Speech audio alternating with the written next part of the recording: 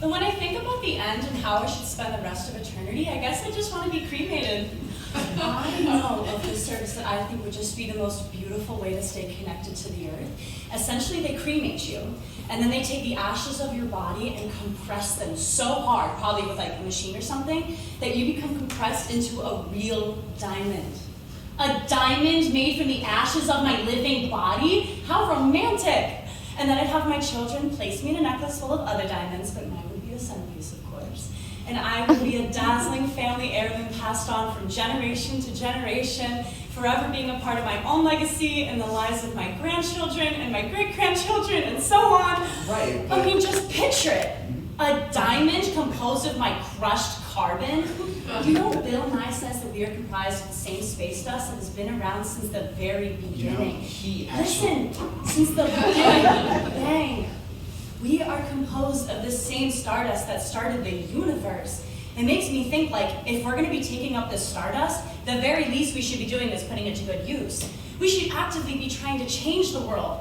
We should stop global warming. We could study our surroundings. We could cure all our diseases first. That would be a great start. Yeah, it's ridiculous. Ridiculous? I mean, I know, how narrow-minded of us to assume that we're the only ones with problems, even global warming. Because when you really look at the big picture, all our problems are actually probably really minuscule. In fact, I'd go so far as to say it's non-existent, proportionally at least, because no matter what happens to us, oh so important humankind, reality and the universe will continue on. Planets will crumble and form anew, and stars will explode and kill billions in a single second. And it's happened before, and it'll happen to us and every other species ever. So what I'm really trying to say here is it doesn't matter if I get the tuna melt or the margarita flash. But they both look really good. What do you think I should get? What the fuck? What? Well, I asked what you wanted to eat, and you responded with a 12-page essay. Sorry, I guess I just got on a tangent. Yeah, I know. I literally watched it happen. Let's see, you asked me what I wanted, so I saw the shrimp tacos, so I started thinking about seafood, and then sea life, which brought me to the dolphins, and then I started thinking about their pack-based hunting style, and then that led me to the basolateral amygdala, and then spindle neurons. And then that led me down to free will, and that was a huge rabbit hole. Hey, don't do that again. I would actually like to participate in the conversation. Thought we were supposed to be getting to know each other here. I mean, isn't that kind of the point of a first date? Yeah. Sorry. It's okay. Sometimes I just get like that. Okay, well, just don't worry about it, okay? Here are your waters, fresh from the stream.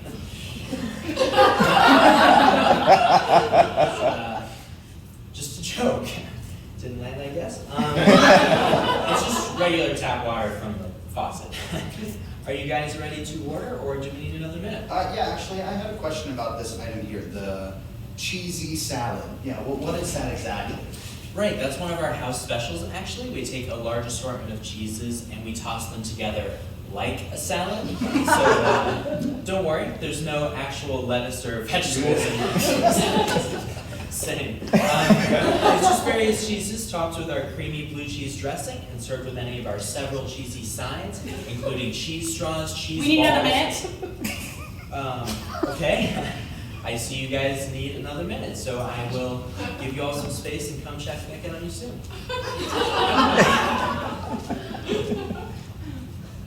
Is everything all right? Condensation is a very odd process. Nina, did I do something wrong? You know, when I was younger, I used to think that the water droplets forming on the outside of the glass were somehow seeping from the inside, but as I got older, I realized how stupid that was of me. It's okay. If I'm being completely honest, I don't know how it works fully. Oh, it's really quite simple, actually. Condensation is the transference of water from gaseous state to a liquid state. The water vapor that's constantly in the air interacts with the colder temperature of the cold water in the glass, and because of the temperature shift, the water vapor solidifies against the glass into tiny little water droplets. I feel like something's definitely wrong. No, Sam. Why would anything be wrong? I don't know. You just seem to be a bit on edge or like agitated about something that I Well, must have there's an done. even more interesting process in nature called sublimation. This one is truly fascinating. See, this is when an object shifts from a solid state of matter to a gaseous state of matter without hitting that intermediate liquid state. Isn't that crazy? Why are you talking about sublimation? Because it's the only way to explain what's going on here. What? What is going on here? This first date has been a prime example of sublimation. You, Sam, are an asshole. You started off this date so strong. You were a nice, charming, handsome guy, and then you shut me down. You silenced me. I guess I was just too much for you, huh? Is that it? I was opening up to you. I liked you.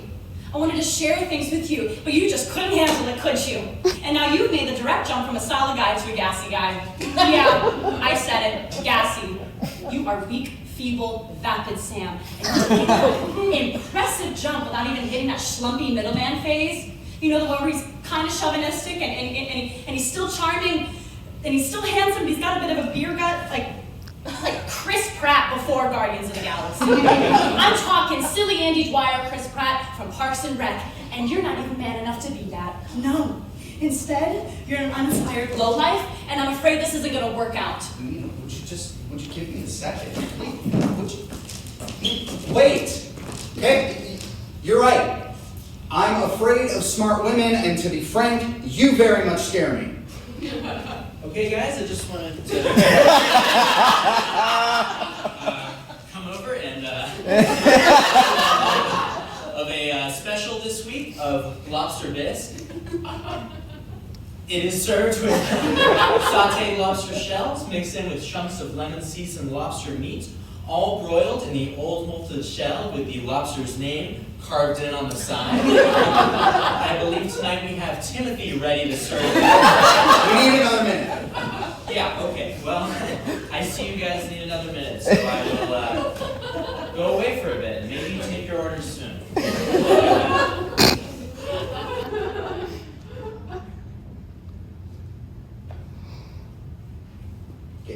It was fourth grade. Ashley Henderson, the smartest girl in our whole school, had a crush on me. I couldn't believe it. I was so happy. I mean, she was a walking genius, and I felt so special that she chose to spend her time with me. I really thought I was special. She encouraged me to compete in the all-school spelling bee that year. She practiced the words with me every day. She said I did really well, that I was just as smart as her. When the bee came, I was eliminated in the first round. Courage. K-E-R-I-J. Courage. She purposely practiced the words wrong with me. And when I got out, she was sitting right there in the first row, laughing at me.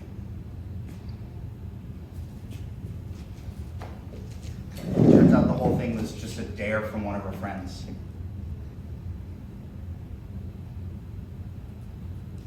I'm sorry that happened to you.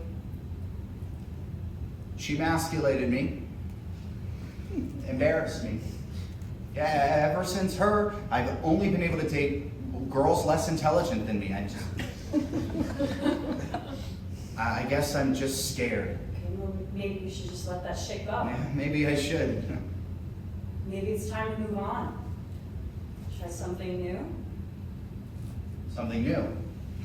Something dangerous. I like the sound of that. How the sun's gonna blow up anyways. Maybe it's time to begin anew. Grow. Evolve. Together. I think I can handle that. Okay, guys, have we... We need another minute. Yeah.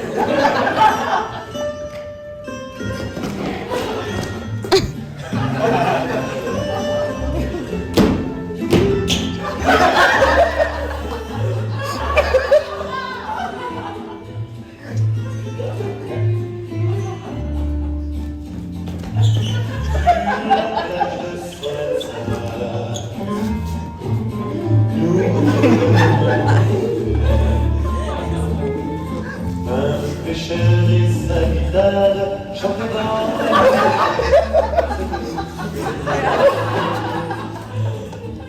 sur la plage de Soleil. Chaque soir on a dansé.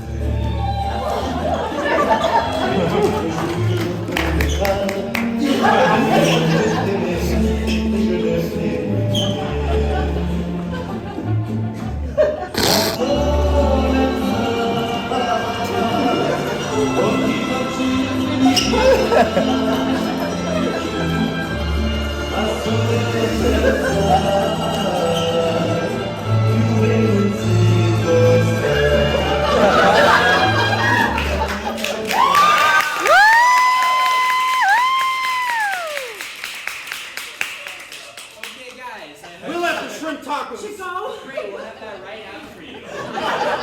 All that for some shrimp tacos.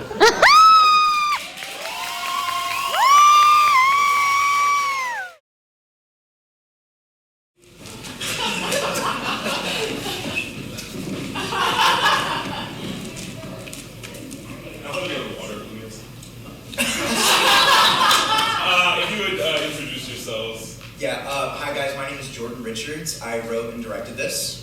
My name is Olivia Fairless. I was in it. I'm Paxton DeForest. I was also in it.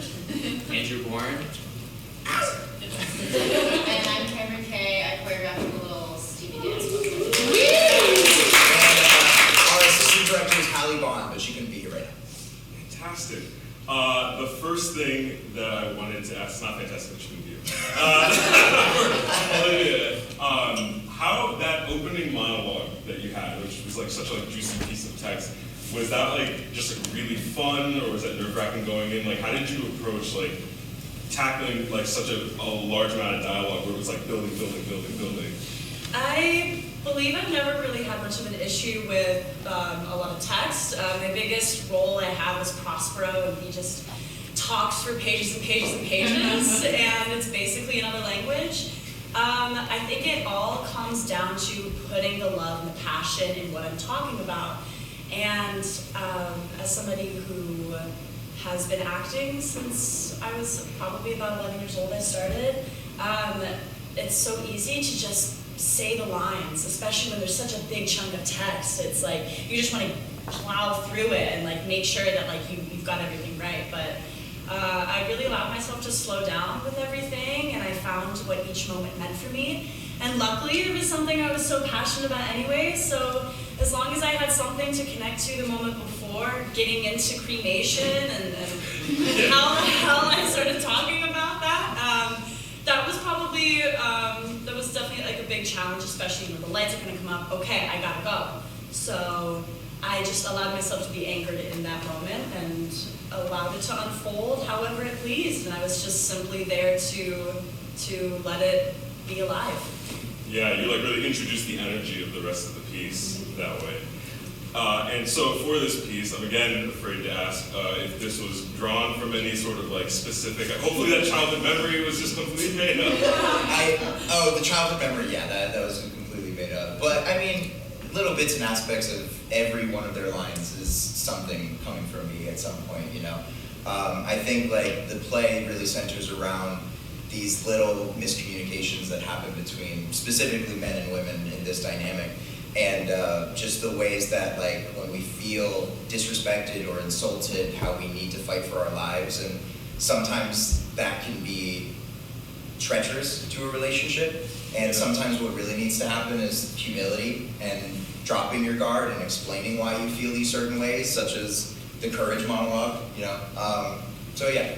Yeah, it's like things that we do to protect ourselves. Sometimes we don't realize that they can come off as like a way that like puts a barrier between you and other people.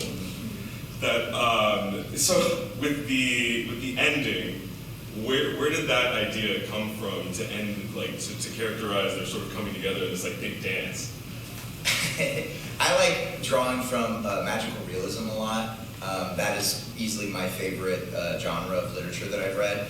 And I always knew that it was building to that when I started writing this, because there is no other way to really symbolize how this relationship could go out. It would be dumb if they were just like, all right, great, now let's go home and have sex or something. I felt like with the world that was created in the cheesy salad and the lobster named Timothy, like there was enough there to afford that the reality of this world can be broken and suspended to explain where the dynamic of this relationship is going in a way that just words can't get. You know? Yeah, I think that's a lot more fun than just having like a literal like, okay, we've done it, we've connected. And Cameron fucking killed it. That was incredible. Like, will you talk a little bit about the process of like coming up with that choreography and going through with them? This was a really interesting challenge for me because Jordan reached out. We worked on something back in college, but I do a lot of like contemporary and concert dance choreography. I've never really done anything for theater in this way, especially anything with humor. So, and I think humor is really hard to come across in dance because we're not using words. A lot of it is like body language, and I came up, with like the steps and the pathways and everything, but I don't know, Olivia and Paxton really brought it to life. I've never gotten to work with actors first in a dance setting, and like seeing them just from the first rehearsal, like bring the choreography to life and add their own like nuance to it is what I think really just sold it in the end. So. Yeah, are either of you like dancers? Was this like a scary? Trained, yes. It was easy to make it look scary.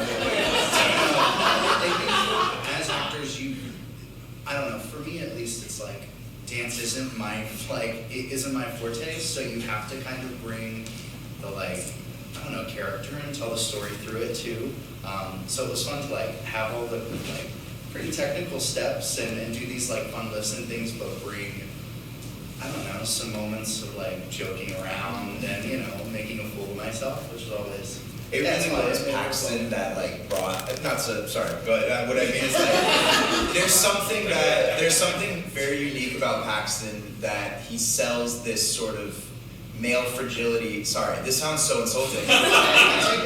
But I'm saying he's so comfortable in his masculinity that he was so open and ready to play with all the moments where he was getting dipped. Or my favorite is when he wraps his leg in and just goes like it's his full commitment to what must feel silly as a person, but it really sells the emotion of what's going on and the establishment of this new dynamic that they're coming to throughout the dance.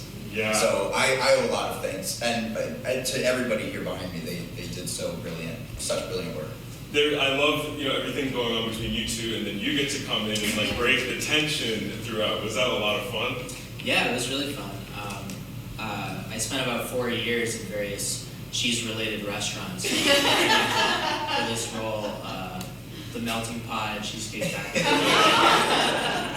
And Timothy's actually based on a real lobster. No. But yeah, no, it was super fun. And when I read the role, I was like, oh, I can do this. Yeah.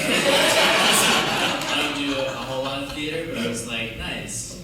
You're Coming in and being awkward and stuff. I'll plug him really quick. Andrew Bourne is a brilliant stand-up comedian and skit writer and creator, and you should all follow him on Instagram. He releases literally some of the funniest skits I've ever seen. I'll just say, Andrew Bourne, Bourne.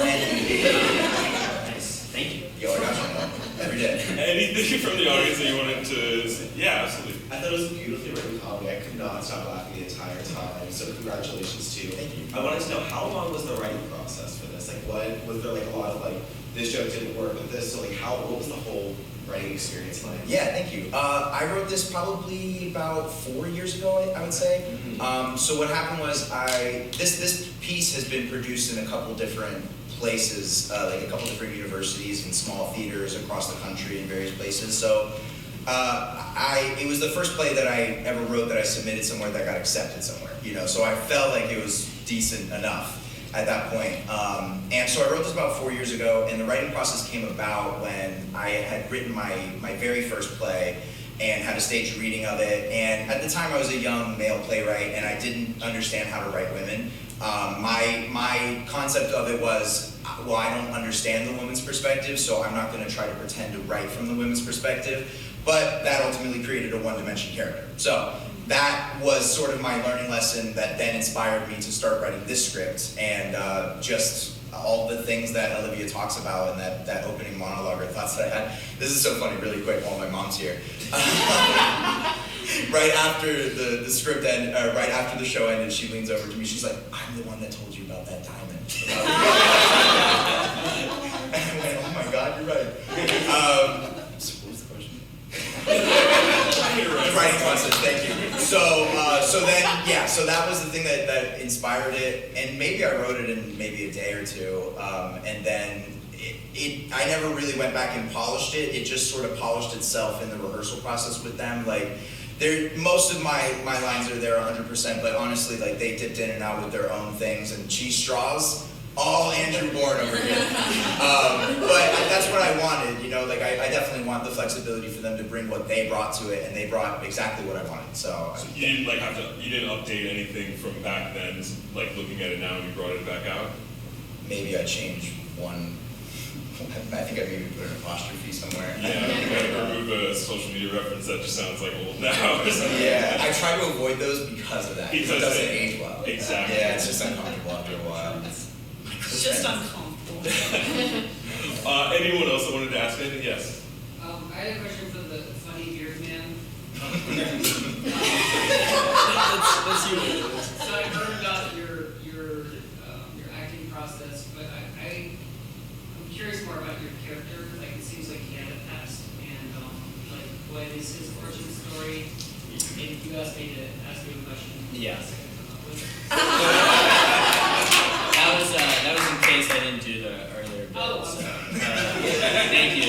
You know, another bit answer to your question. No, yeah. I imagine this guy was like a comedian, and he ran from shifts to sets, and that's why his jokes didn't land, because he was like struggling.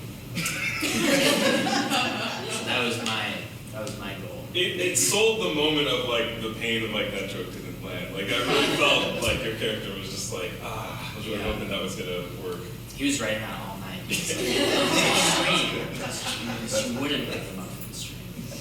Water. Absolutely. Drink. Let's just want to make sure. No more bits? No more setups? Okay. It's around.